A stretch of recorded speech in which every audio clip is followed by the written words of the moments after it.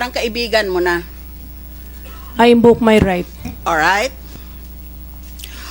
Sinong kausap mo tungkol sa kasong plunder na ito? Sinong kausap mo? Maliban natural sa pamilya mo, asawa mo, anak mo, natural lang yon. Pero maliban dyan sa kanila, sino pa ang nakausap mo tungkol dito sa kaso plunder? I invoke my right po. Sino lang kausap mo? Invoke my right? Tapos ng Halloween, wala nang mga multo. Pag ganyan kang magsagot, I invoke my right. Lahat na lang tinanong, I invoke my right. Ibig lang sabihin sa publiko, sa isip at sa utak ng publikong Pilipino, may tinatago ka. At kasusumpa mo lang magsasabi ka ng buong totoo. Paano masabi na magsasabi ako ng buong totoo? Pagkatapos sabihin mong wala akong gustong isagot sa iyo.